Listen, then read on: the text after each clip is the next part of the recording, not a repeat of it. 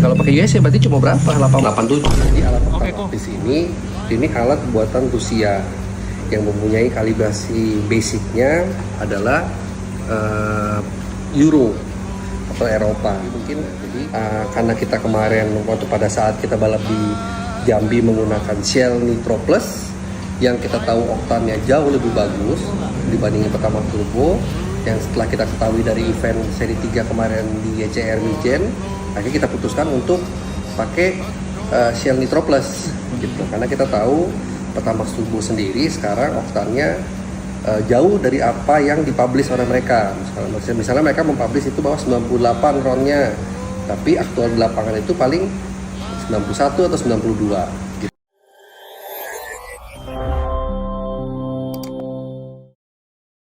Assalamualaikum teman-teman, kembali lagi di channel Heru MK. Viral teman-teman, seorang tim dari balap mengungkap lagi kebohongan dari Pertamina teman-teman, yakni beliau membeli Pertamax Turbo yang seharusnya oktannya ini ada di titik 98, tapi setelah diuji dengan alat yang beliau punya, ya ini alat yang dia beli dari Rusia, hanya ada di titik 91 sampai 92 saja, yakni harusnya titik itu ada di Pertamax biasa gitu teman-teman, sedangkan yang beliau beli ini Pertamax Plus gitu teman-teman.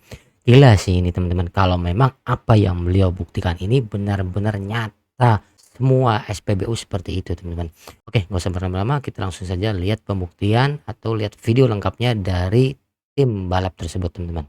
Kalau pakai US ya berarti cuma berapa? 87. Oke kok, kemarin ada rame-rame apa sih kok tentang oktan bensin di Jambi kok? Oke, kemarin di Jambi itu waktu pada saat selesai race di sore hari Minggu, sebenarnya nggak ada rame sih, cuma hanya perbedaan persepsi penggunaan alat oktan ini optis.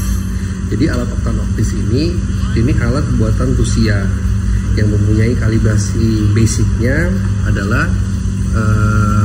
Euro atau Eropa.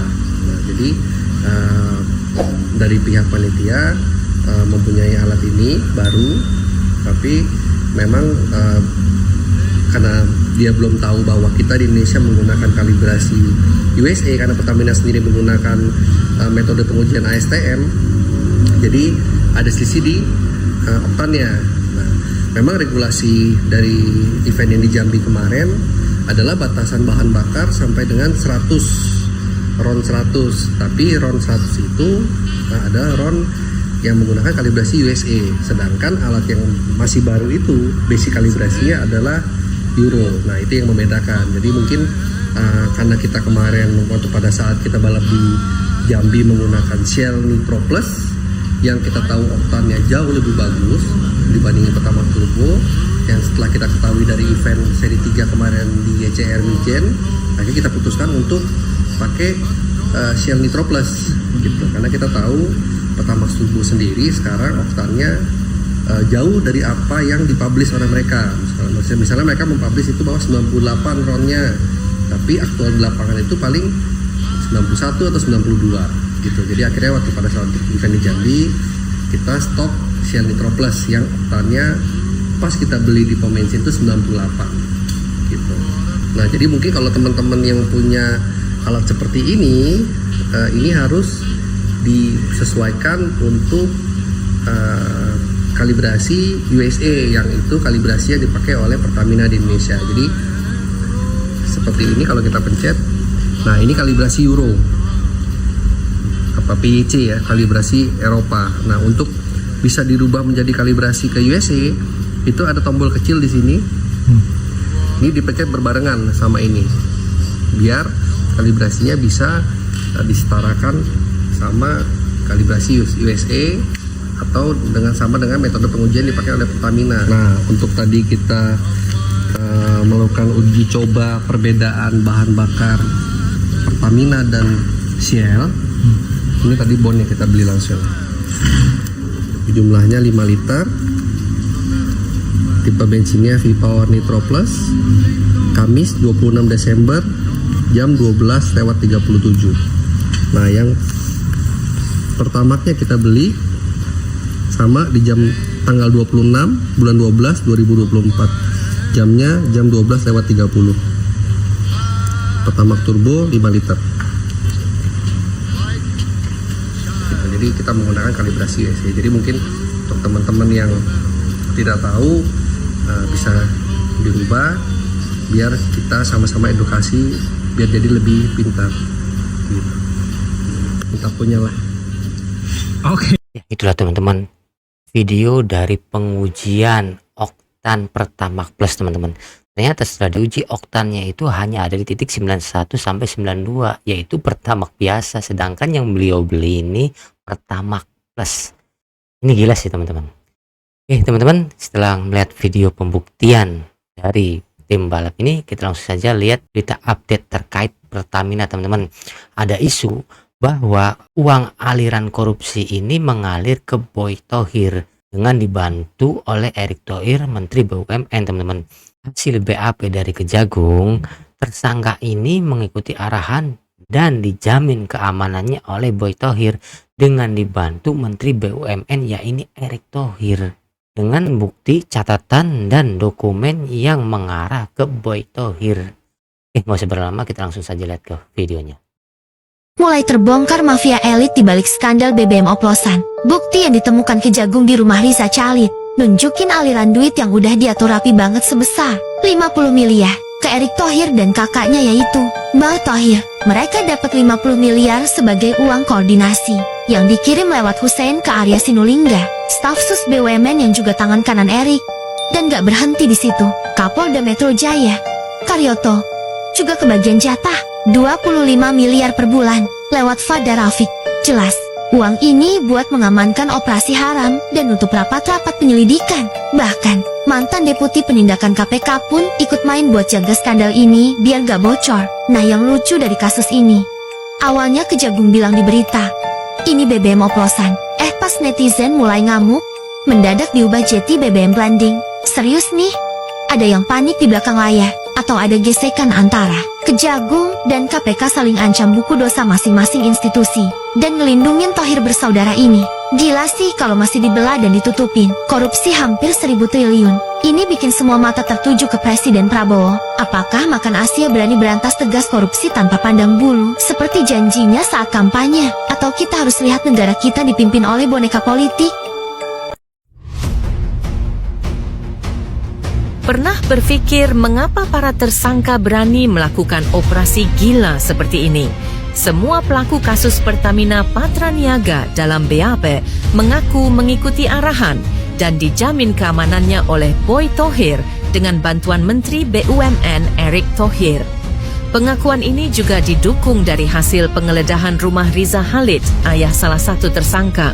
Kejagung berhasil mengumpulkan barang bukti termasuk catatan keuangan dan dokumen yang menyatakan keterlibatan Boy Thohir dan beberapa tokoh berpengaruh lainnya. Jaringan terorganisir Erick Thohir berperan untuk menjamin keamanan operasi Patraniaga dengan mengikutkan Karyoto, Kapolda Metro Jaya, dan mantan Deputi Penindakan KPK. Sementara itu, Erick juga membawa Boy Thohir dan Riza Khalid untuk mengelola operasional impor dan oplos BBM yang dilakukan melalui anak Riza, Kerry Adrianto. Operasi ini juga memiliki narah hubung, yaitu Arya Sinulinga Stafsus BUMN dan tangan kanan Erick dan Boy Thohir serta 2 juru kirim Hussein. Uang hasil tipu daya berdasarkan bukti catatan dan dokumen hasil penggeledahan rumah Riza Khalid. Erick dan Boy Thohir mendapatkan uang koordinasi sebesar 50 miliar per orang setiap bulan yang dikirimkan oleh Hussein kepada Arya Sinulinga sebagai penerima. Catatan dan dokumen tersebut juga berisikan pengiriman uang pengamanan dan koordinasi berbentuk sumbangan sebesar 25 miliar setiap bulan. Uang ini dikirimkan oleh Fahd Rafiq kepada Karyoto, Kapolda Metro Jaya. Gesekan antar institusi semakin kuat setelah Kejagung menggeledah rumah Riza Khalid. Hal ini dikarenakan pada penggeledahan tersebut, Kejagung menemukan bukti keterlibatan Karyoto, mantan Deputi Penindakan KPK. Ini tentu akan makin mencoreng nama institusi KPK kalau fakta ini mencuat ke publik. Jika Kejagung terus menyorot kasus Pertamina, ini akan membuktikan apakah Pak Prabowo pemimpin tegas yang berani membasmi korupsi di Indonesia.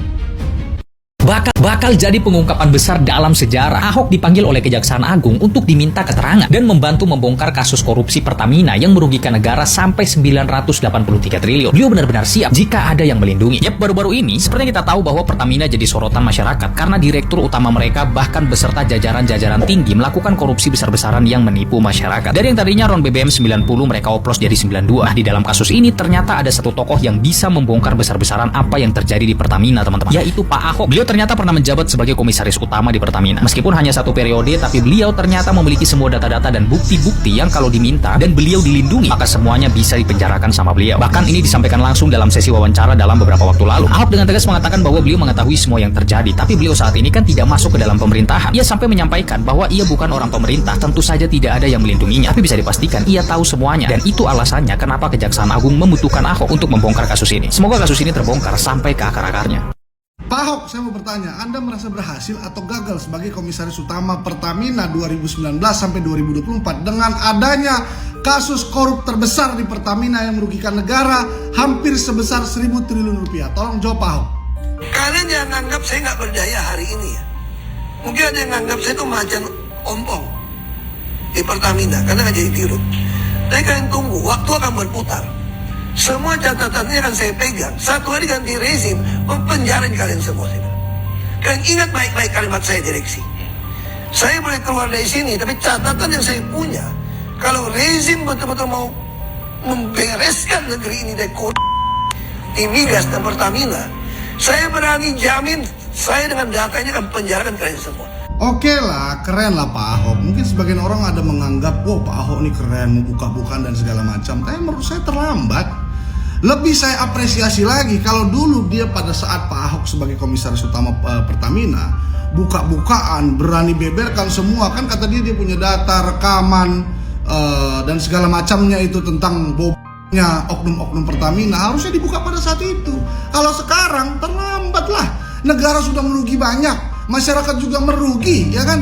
Kok baru buka sekarang setelah Kejaksaan Agung menangkap semua oknum-oknum Pertamina yang korup itu, ya kan? Jadi masyarakat jangan salah kaprah. Yang harusnya mendapat apresiasi setinggi-tingginya dari kita masyarakat harusnya siapa? Ya Kejaksaan Agung yang sudah berhasil mengungkap dan menangkap seluruh pelaku dan pejabat-pejabat korup, ya oknum pejabat korup di Pertamina ini. Kalau tidak, lah emang Pak Ahok ngomong, nggak tahu juga kita. Mau Pak Ahok bilang dia hanya macan ompong, dia tidak berdaya, dia hanya komisaris bukan dirut, itu nggak ada urusan. Dia mestinya sebagai komisaris utama, sebagai pengawas, harusnya benar-benar menjalankan fungsinya, ya kan? Harusnya ketika dia menemukan ada yang salah, ya kan, ada yang tidak benar yang dilakukan oleh direksi ataupun perusahaan Pertamina, dia harus paling vokal untuk menentang itu semua. Agar apa? Agar dia menyelamatkan dari kerugian negara ataupun kerugian Pertamina. Lah kok baru ngomong sekarang? Telat bos. Buktinya nelayan Pak Khalid aja hanya nelayan biasa, ya, tidak punya sumber daya seperti Pak Ahok sebagai komisaris gaji besar dan segala macam, bisa membereskan pagar laut, ya kan? Sekarang kepala desa Kohot sudah ditahan, sudah jadi tersangka. Jadi asal terus vokal dan bersuara mengungkap kebenaran. Pak Khalid nelayan aja bisa kok, masa Pak Ahok nggak bisa? Nah, pertanyaan besarnya, Pak Ahok sebagai komisaris utama Pertamina 2019-2024, menurut kalian semua dia berhasil apa gagal? Tolong tulis di kolom komentar. Terima kasih. Ya, itulah teman-teman berita update terkait Pertamina dan komentar para netizen, teman-teman. Gila sih teman-teman, Menteri BUMN terseret dalam kasus Pertamina ini, teman-teman.